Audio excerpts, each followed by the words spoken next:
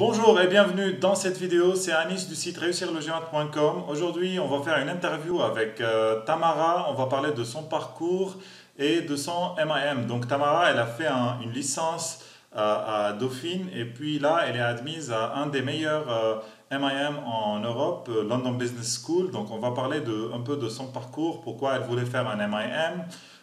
Pourquoi LBS, comment elle s'est préparée pour l'admission et tout ça. Donc cette séance, on ne va pas parler trop du GMAT ou d'autres tests, on va se concentrer plus sur le processus d'admission, sur les essais, sur les interviews, elle va nous donner beaucoup de conseils qui vont vous aider certainement à réussir votre admission en MIM.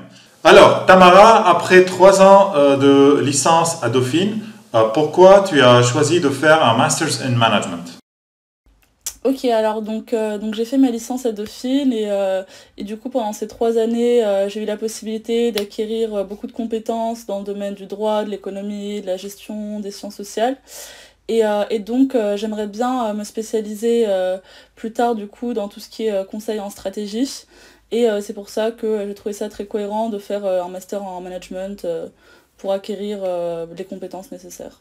Ok, très bien, c'est très clair. Donc, pour faire du management consulting, c'est plus logique de faire un Masters in Management. Ok, donc parmi les écoles en Europe de Masters in Management, il y a beaucoup de choix. Il y a 5 ou 6 écoles très connues. Et toi, tu as choisi London Business School. Explique-nous un peu pourquoi ce choix-là. Pourquoi ce choix-là? Donc il y a plusieurs raisons. Donc tout d'abord déjà pour mon master j'avais envie d'aller à l'étranger, donc moi je suis française, je suis née à Paris, j'ai toujours habité à Paris et je trouvais ça cohérent de découvrir autre chose pour mon master. Et du coup j'ai choisi London Business School parce que tout d'abord c'est une très bonne école et ils ont des très bons placements en conseil stratégique. Et également, j'aime beaucoup Londres et je pense que c'est un grand hub où il y a beaucoup d'opportunités, c'est hyper cosmopolite, donc ça va vraiment me permettre de découvrir plein de gens avec des origines différentes, des parcours différents. Et donc voilà, après il y a plein d'autres écoles en Europe qui sont hyper intéressantes, mais moi je trouvais vraiment que ça correspondait à mon profil. C'est vrai que ça ajoute beaucoup de valeur pour toi de partir à l'étranger aussi. Ça ajoute sur ton CV. Ok, très bien. Donc là, pour le processus de d'admission, il y a un dossier à préparer. Ensuite, il y a des interviews à préparer. Il y a toutes ces étapes-là. On sait que les MIM, c'est très compétitif. Il faut avoir un bon GMAT, un bon dossier. Faut bien être préparé pour les interviews. Donc, parlons un peu des dossiers, des essais et tout ça. Raconte-nous un peu. Qu'est-ce que tu conseilles les gens qui postulent pour leur essai? Quelles erreurs à éviter et tout ça? Raconte-nous un peu ton expérience. Ok. Alors, moi, je pense que les essais, c'est vraiment une partie hyper importante du dossier qu'il faut vraiment pas négliger parce qu'il y a vraiment des gens qui vont lire le dossier et ça va vraiment permettre à la personne qui lit le dossier de bien vous cerner, savoir qui vous êtes avec vos spécificités. Et justement, il y a plein de petits trucs que vous vous rendez pas forcément compte qui vous mettent en valeur et qu'il est vraiment intéressant de bien savoir mettre en valeur dans ces essais pour vous démarquer par rapport aux autres. Parce que forcément, tous les gens qui vont candidater, ils vont venir de bonnes écoles, ils vont avoir des bonnes notes. Et c'est vraiment ces essais-là qui vont vous permettre de vous démarquer. Donc moi, je pense qu'il faut vraiment être soi-même et savoir bien se mettre en valeur. Il faut aussi, du coup, bien se renseigner sur l'école, le programme, et bien, du coup, mettre en valeur le fait que vous pensez que ce programme vous correspond pour telle ou telle raison, et en quoi ce programme va vous aider dans votre projet professionnel, parce que c'est ce qu'ils cherchent, c'est savoir si vous correspondez au profil, et si, du coup, c'est cohérent avec votre projet. Et je pense que c'est super important aussi de faire beaucoup de recherches par rapport à son projet et de bien l'expliquer dans les essais. C'est très important ce que tu dis, Tamara, parce que je vois beaucoup de nos étudiants, ils cherchent un peu quelques phrases pour essayer de convaincre le jury d'admission de les choisir. Et c'est des phrases génériques qui s'appliquent à toutes les écoles. Alors que c'est pas du tout bien, en fait. Il faut chercher vraiment des spécificités dans l'école qui colle vraiment avec vous, avec votre projet professionnel. Et c'est ça qui fait vraiment une valeur ajoutée à votre essai. C'est très intéressant. Aussi, faut bien spécifier ce que vous voulez faire et il faut bien montrer que l'école va vous aider à atteindre vos objectifs. Ça, c'est très, très intéressant. Ok, aussi, donc une fois on est choisi, je sais que c'est difficile un peu, c'est très compétitif, mais bon, une fois on est choisi pour les entretiens, pour les euros, une fois on est admissible, il y a la partie entretien. Alors, raconte-nous combien d'entretiens tu as fait. Est-ce que, voilà, raconte-nous un peu le process. Les questions, un peu, ça tourne autour de quoi? Ne nous dis pas les questions, mais bon, un peu, ça tourne autour de quoi? Comment il faut se préparer? Quels sont tes conseils et tout ça? Ok, alors moi j'ai fait pas mal d'entretiens, je me rappelle plus exactement combien, mais dans tous les cas, tous les entretiens se ressemblent à peu près. Et donc souvent, il y a une partie du coup par rapport à soi-même, donc faut savoir parler de soi-même, savoir faire un petit pitch rapide pour se présenter. Ensuite, souvent, moi ce que je pense qui est hyper important, c'est de bien connaître l'actualité. Par exemple, moi, mais je n'ai eu mais tellement des questions sur le coronavirus, sur les impacts que ça va avoir sur l'économie. Et donc c'est super important de bien connaître l'actualité. C'est très important également de connaître le secteur dans lequel vous voulez travailler parce que forcément ils vont avoir lu vos dossiers, ils savent globalement vers quoi vous orientez et souvent ils aiment bien poser des questions par rapport au secteur, quels sont du coup les trends un peu du secteur, donc ça faut connaître parfaitement.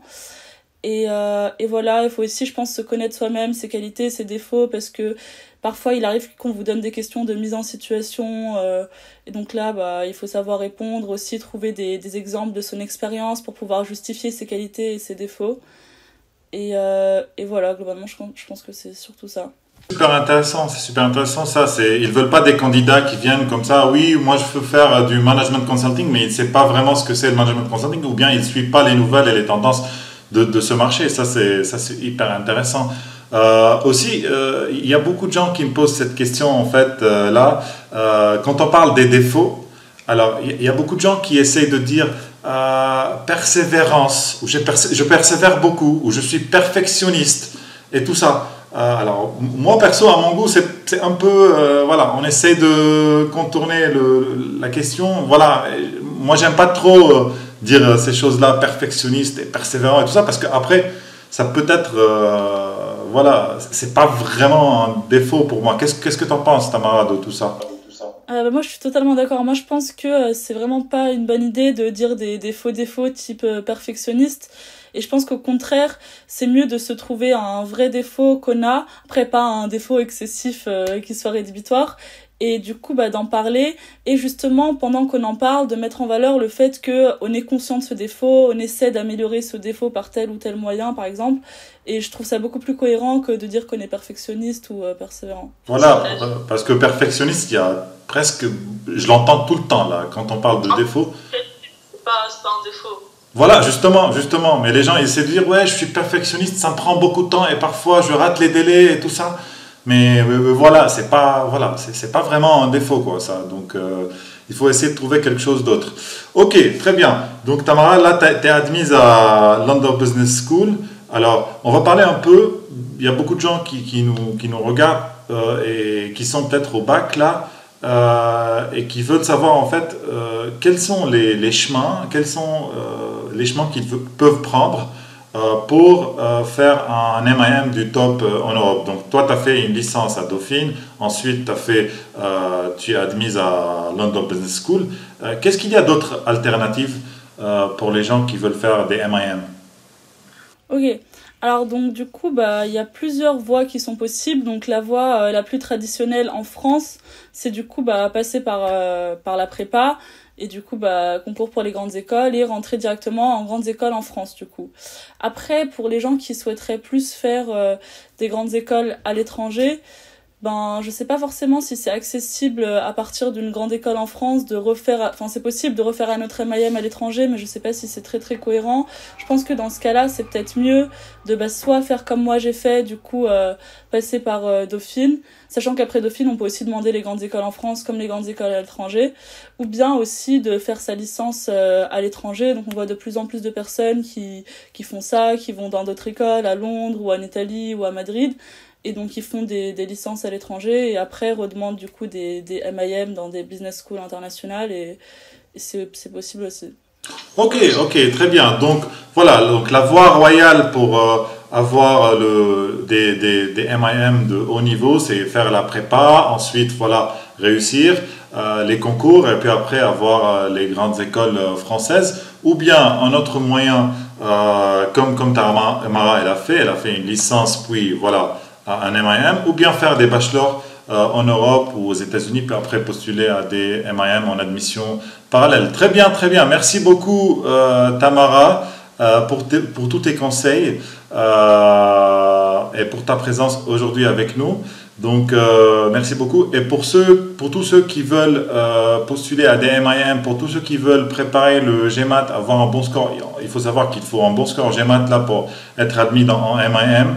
Donc, je vous invite à juste voir les liens dans la description. Je vous ai préparé une vidéo de 1 heure pour vous apprendre comment réussir le GMAT. Il suffit juste de cliquer sur le lien juste en dessous dans la description et voilà, vous aurez la vidéo. Donc sur ce, je vous dis au revoir. Merci beaucoup Tamara et à la prochaine vidéo. Allez, ciao. Au revoir. Au revoir.